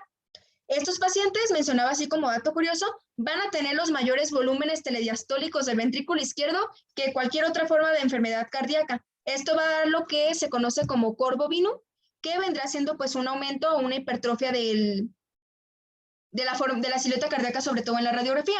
No sé si lo alcancen a apreciar aquí. Y bueno, aquí la característica que vamos a tener, a diferencia de la fisiopatología aguda, es que el corazón sí se va a adaptar al aumento de precarga. ¿Cómo lo va a hacer? Aumentando la poscarga. Así de sencillo. Bueno, no tan sencillo, del corazón sí le batalla el pobre. Eso se va a hacer por varios mecanismos. El primero que vamos a ver es una hipertrofia excéntrica. Paula ya lo había mencionado, se los voy a recordar. Aquí se va a producir una proliferación de sarcómeros en serie y una elongación de los miocitos y las fibras miocárdicas. Recordemos que la hipertrofia no es un aumento de células, es un aumento del tamaño de estas. ¿Qué va a permitir la hipertrofia excéntrica? Que se siga cumpliendo la ley de Frank-Starling. ¿Por qué? Porque va a permitir que se aumente la precarga y que se mantenga el gasto cardíaco. Se podría decir que el ventrículo lo que va a hacer es seguir manteniendo su reserva de precarga y esto le va a permitir que siga acomodando como los incrementos progresivos del volumen de llenado. No va a elevar la presión diastólica final y la fracción de eyección va a seguir siendo de alguna manera normal, o sea, lo va a mantener como en un equilibrio. Todo esto mientras el aumento de la poscarga no sea desmesurado. Sin embargo, como bien sabemos, no todo en esta vida es perfecto. Entonces, en algún momento, el corazón ya no va a poder con esas horas extras que le estamos dando. A mí, para comprender mejor esto, se me ocurría que era como si nosotros desde que nacemos ya tenemos los latidos cardíacos contados, bien poético, ¿no? Entonces, si nosotros estamos aumentando ese trabajo, pues obviamente el corazón va a durar menos, o sea, su vida funcional activa va a ser menor. Entonces, la poscarga va a aumentar, ya sea por el aumento del volumen regurgitante o por algún otro factor, se va a alterar todo el equilibrio y se va a disminuir el rendimiento ventricular, aunque la contractilidad intrínseca esté preservada. ¿Qué va a pasar? Un completo fail. No va a funcionar esto que está haciendo el corazón. Otra opción que va a tener el corazón es producir una hipertrofia concéntrica. Esto se va a desarrollar para disminuir la presión parietal, va a ocasionar un aumento en la rigidez ventricular, una disminución de la distendibilidad y un empeoramiento de la reserva coronaria. En etapas avanzadas de la descompensación, lo que puede pasar es que se aumenten las presiones auricular izquierda, la de enclavamiento capilar pulmonar, de la arteria pulmonar también, del ventrículo derecho también se va a ver afectado y de la aurícula derecha. El gasto cardíaco efectivo directo va a empezar a disminuir, van a comenzar a desarrollarse los síntomas de insuficiencia cardíaca, todo esto secundario a una congestión pulmonar. Otro fail, el corazón va a tratar de mantenerse lo más que pueda, pero pues a la larga esto no va a funcionar. ¿Por qué? Porque está trabajando horas extras, no tiene las condiciones para las que fue diseñado. Y bueno, la mayor parte, ¿sí quedó claro todo esto? ¿No los he revuelto, chicos? ¿No? Muy bien. La mayor... Va a pasar otra cosa, o sea, aparte de que no funcionó toda la hipertrofia que hizo el corazón, va a pasar otra cosa, que es una isquemia. ¿Por qué? Bueno, la mayor parte del flujo sanguíneo coronario va a ocurrir durante la diástole. La diástole ahorita pues está afectada. Entonces, cuando la presión aórtica es menor a la normal en la insuficiencia aórtica, la presión de la perfusión coronaria se va a reducir. Esto va a reducir el flujo coronario desde la sístole hasta la diástole, es decir, todo el ciclo cardíaco. Entonces vamos a tener mayores demandas de oxígeno y poca oferta. El corazón ya no va a poder abastecerse a sí mismo y a la larga tampoco va a poder abastecer de oxígeno a todo el cuerpo. Y esto nos va a dar una isquemia miocárdica que solo va a aseverar el círculo vicioso y nos va a dar los síntomas anginosos. Aquí les tengo esta imagen. ¿Sí se acuerdan de las que les puse hace rato que venían así como las presiones? Bueno, tenemos aquí dos situaciones, la insuficiencia aórtica compensada crónica. Aquí, pues la hipertrofia excéntrica va a provocar un aumento del volumen telediastólico, abreviado como BTD. Esto va a permitir un aumento del volumen sistólico total, así como va a aumentar también el volumen que va hacia adelante o que se va por la aorta. Se va a albergar la sobrecarga de volumen y se va a normalizar la presión del llenado del ventrículo izquierdo también. El vaciamiento ventricular y el volumen telesistólico van a permanecer relativamente normales porque hubo una compensación. ¿Qué va a pasar cuando pues algo se altera? Bueno, la alteración del vaciamiento del ventrículo izquierdo va a provocar que haya un aumento en el BTS, una caída de la fracción de eyección y del volumen sistólico total. Y también obviamente pues el volumen sistólico que va hacia adelante o que se va por la aorta. Se va a producir una mayor dilatación cardíaca y una nueva elevación de la presión del llenado del ventrículo izquierdo. ¿Sí les quedó claro todo esto? Igual ahorita viene un pequeño diagramita. En sí, si les sirve un poco más para entender, lo que el corazón va a hacer, se aumenta el flujo, ¿no? Entonces el corazón dice, aquí hay de dos, o nos adaptamos o nos morimos, y no nos pensamos morir. Entonces lo que hace él es aumentar, o sea, se puede decir que se hace más fuerte para poder continuar expulsando el volumen necesario para seguir cumpliendo con los requerimientos que le está pidiendo el cuerpo. Sin embargo, llega alguna descompensación, ya sea que la aorta se continúen abriendo las valvas o que se presente alguna otra enfermedad, etcétera. Y lo que va a pasar es que va a llegar un punto en el que se va a llenar ya tanto el ventrículo que el corazón va a decir, ni aunque me ponga más fuerte, voy a lograr expulsar todo esto. Y es cuando se empiezan a presentar los síntomas. Así de forma como muy tranquila, ¿no? No tan médica. Esto siempre y cuando, acuérdense chicos, que todos estos son mecanismos compensatorios. Entonces, cuando dijiste algo bien importante al inicio de tu clase, cuando esto se da en forma paulatina o crónica, nos da tiempo o nos da pauta a que el corazón tenga mecanismos compensatorios y se adapte. Y estos pacientes que se adaptan en forma paulatina, estos mecanismos compensatorios pueden perdurar más y mantenerlo estable o sin llegar a una falla cardíaca como tal.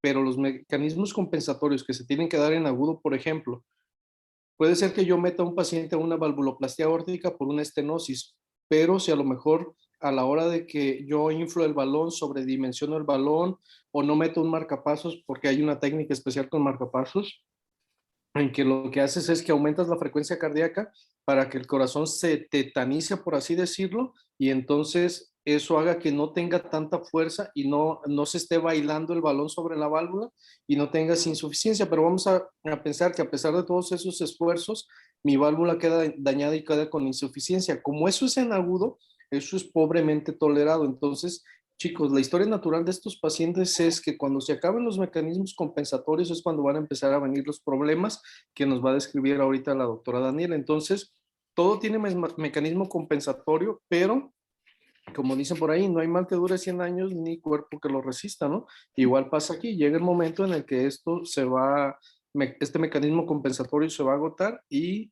van a venir los datos de falla cardíaca en el paciente. Adelante, doctora. Gracias, doctor. Muy bien, la historia natural y la evolución en la aguda va a depender mucho de la enfermedad base, ya sea síndrome de Marfan o endocarditis infecciosa. Siempre va a tener un peor pronóstico porque, como les decía, el corazón como que le llegan de sorpresa. Entonces, el paciente nos va a llegar ya todo sintomático, ya más para allá que para acá, y pues a veces es un poquito difícil tratarlos a pesar de que pues lleguen en cuanto les se presentan los síntomas. Eso también pues va a requerir tratamiento quirúrgico sí o sí. También se puede hacer uso de farmacológico, pero pues en algunos puntos muy puntuales, vaya. La crónica, tenemos 3 tipos, son los enfermos sintomáticos con una función ventricular izquierda normal. Esta pueden durar así asintomáticos hasta 10 años y la mortalidad es de menos al 0.2. ¿Por qué? Pues porque los mecanismos compensatorios de los que hemos estado hablando pues todavía funcionan, ¿no? Todavía dan el gane, vaya. Luego tenemos los enfermos asintomáticos, pero que ya presentan una depresión de la función ventricular izquierda. Aquí pues va a cambiar un poquito el pronóstico porque la progresión a los síntomas va a ser de un 25% al año.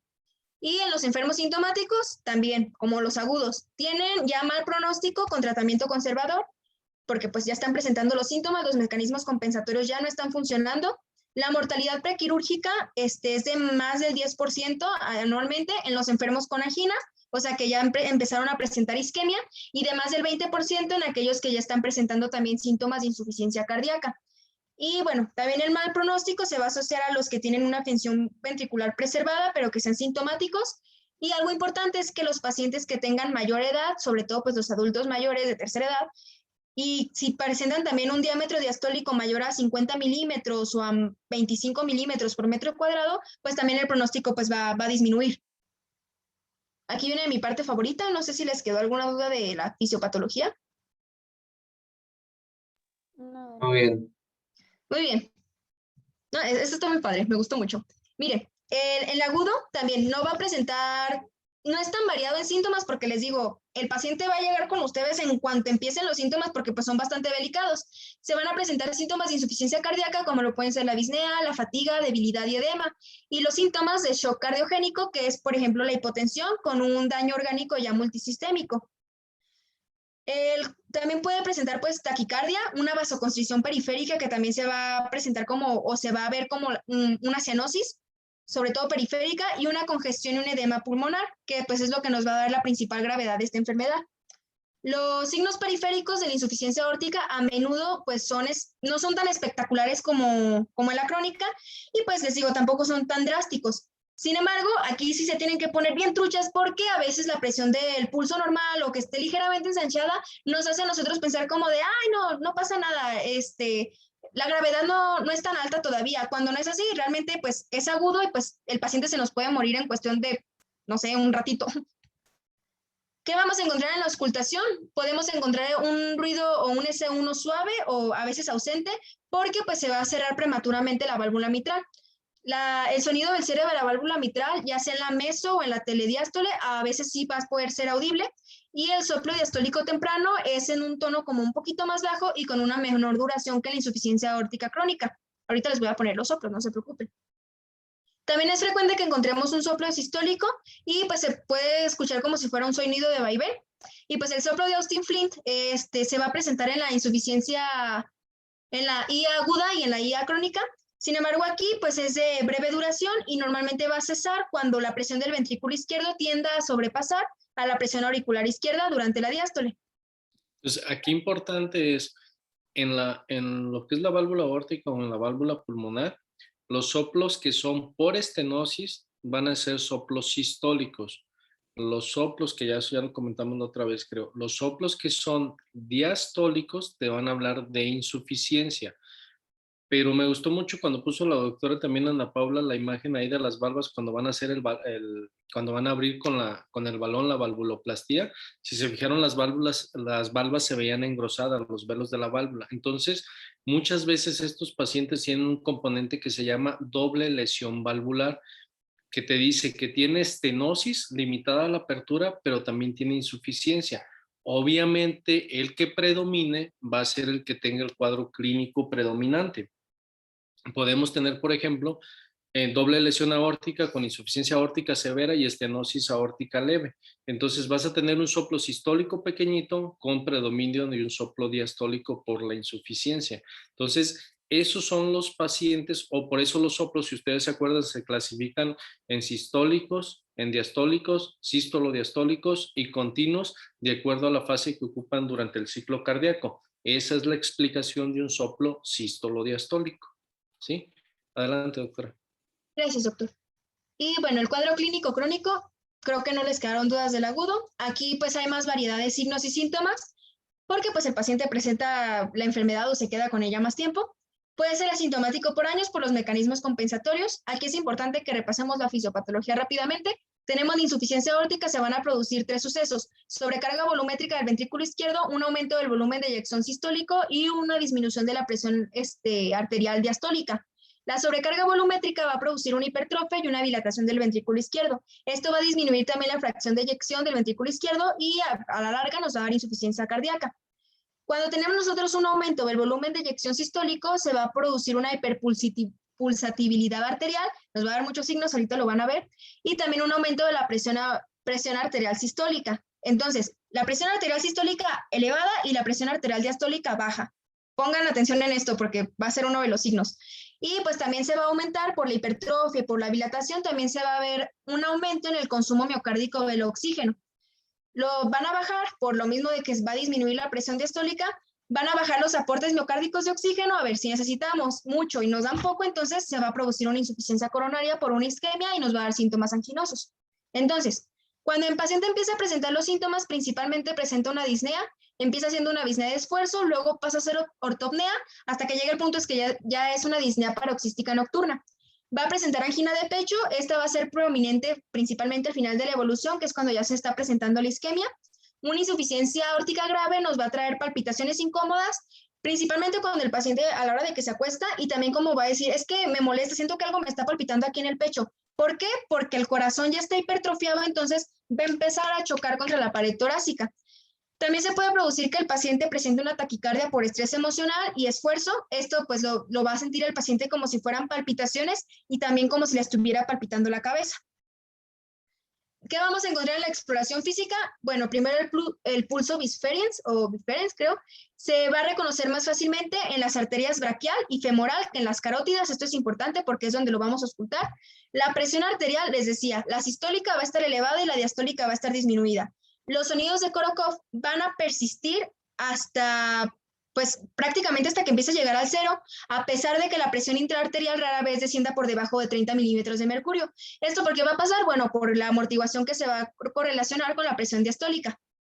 A medida que empecemos a desarrollar una insuficiencia cardíaca, se puede producir una vasoconstricción periférica. ¿Esto qué va a provocar? Pues que se aumente la presión diastólica.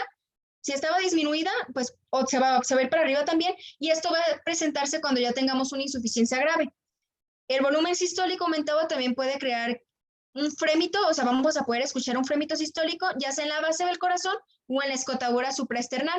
Y también lo podemos escuchar en las arterias carótidas, y en muchos pacientes también se va a palpar un temblor como carotidio. Esta es la parte divertida. Son los signos periféricos. Fíjense, el signo de Muset son movimientos rítmicos de la cabeza al compás de los latidos cardíacos. ¿Sí se fijan? Como todos hacemos esto, ¿por qué? Porque pues nos vamos con lo de la bomba. Sin embargo, que es el corazón. Sin embargo, en estos pacientes, como la presión está tan elevada, entonces pues se nota más o se ve a simple vista. Miren, no sé si lo alcancen a visualizar. Miren, vean a la persona, acá está más amplificado. ¿Sí notan como ese pequeño temblorcito, como si estuvieran bailando? Ese es el signo de Muset. El signo de Kinke vendría siendo el latido de los lechos unguiales, pues, en las uñas. ¿Cómo lo vamos a detectar? Espero que se vea, si no les paso la presentación también. se ve como si palpitara, así literalmente las uñas están palpitando. Lo podemos detectar más fácilmente si ponemos una luz a través de las puntas de los dedos del paciente. Vamos a ver como ahí pues las palpitaciones, o también si hacemos lo que están haciendo en la imagen, que hacemos una presión suave sobre la uña. El pulso de Corrigan, está bastante curioso también. Fíjense, es como si estuviera galopando ahí la aorta. Se va a visualizar por el llenado energético y rápido de las carótidas en sístole. Perdón, era la carótida, se me fue. Y pues el colapso pronto y energético en la diástole. También se le puede llamar esto pulso de martillo con agua. No sé si lo alcanzaron a ver, no sé por qué dura tan poquito. Fíjense cómo se ve, así como si brincara, un pulso saltón. El signo de Müller, todo esto yo me lo imaginaba como si fuéramos literalmente una bomba así como a punto de explotar, porque si notan, pues está palpitando todo, está palpitando la carótida, está palpitando el lecho unguial, está prácticamente palpitando la cabeza, y pues también está palpitando la úvula, fíjense, así como al compás de los latidos. El signo de Hill, aquí se va a presentar una diferencia de hasta 30 milímetros de mercurio de presión sistólica mayor cuando la tomamos en las piernas en comparación de cuando lo tomamos en los brazos. En el signo de Liam también hay aumento del pulso radial. Al subir el brazo del paciente se va a ver como un pulso prominente, y el signo de Hill va a ser una diferencia. ¡Ay, se repitió esto! Bueno, aquí se me olvidó cómo se llama el signo. Es de que la pupila también va a empezar a palpitar conforme el paciente empiece pues conforme a los latidos. Se llama signo... Ayuda, se me fue el nombre de este signo. Creo que no es de Muset, creo que es de Landolfi, si mal no recuerdo. Aquí casi no se nota, lo vimos en propio una vez. Fíjense cómo palpita la pupila conforme a la presión. Sí, lo notan así como que se dilata. Se dilata y se contrae, se dilata y se contrae. Ay, disculpa, se me fue la onda ahí.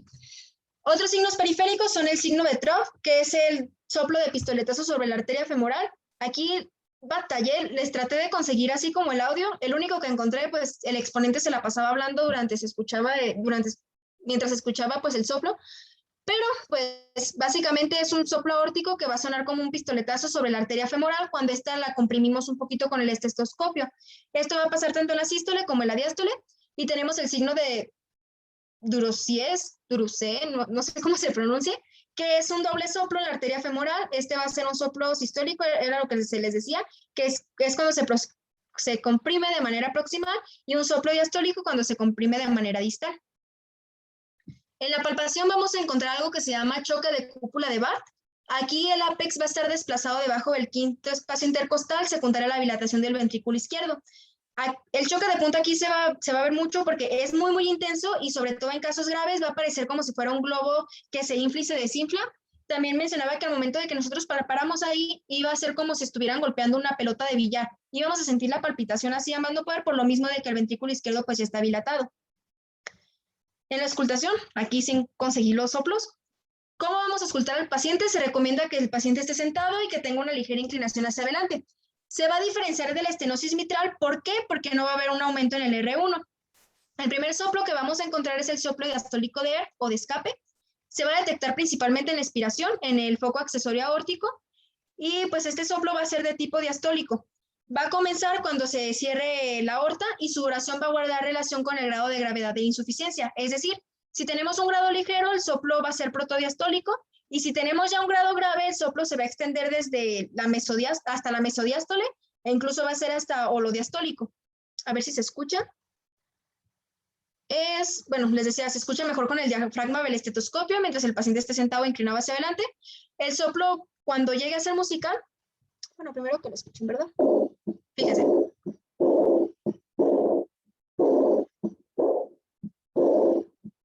No sé si alcanzan a apreciar que pues el S2 apenas si se alcanza a escuchar, por lo mismo del que el soplo como que lo opaca, y se le denomina que es decrescendo. ¿Qué quiere decir esto? Fíjense en las ondas.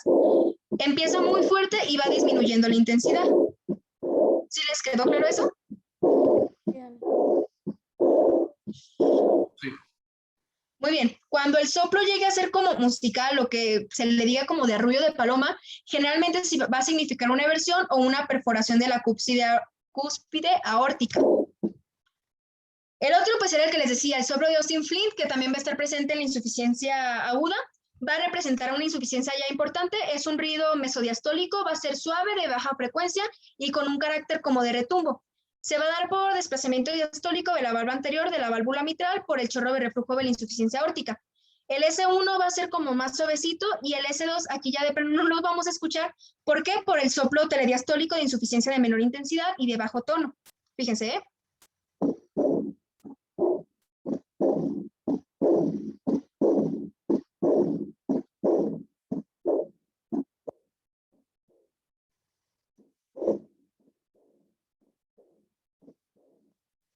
Aquí no mencionaba que este fuera como un signo patognomónico. ¿Por qué? Porque tiende a imitar a la estenosis mitral. Ahora sí que ese va a ser como uno de los diagnósticos diferenciales. Y se le va a atribuir a la vibración de las valvas de la válvula mitral o, por ejemplo, a una obstrucción leve causada por el flujo regurgitante rápido. Ay, doctor, ya faltan 4 a las 10 y a mí todavía me falta mucho. No sé si quiera que le deje, y Kenia ya quiere cenar. No sé si quiera que le dejemos aquí o...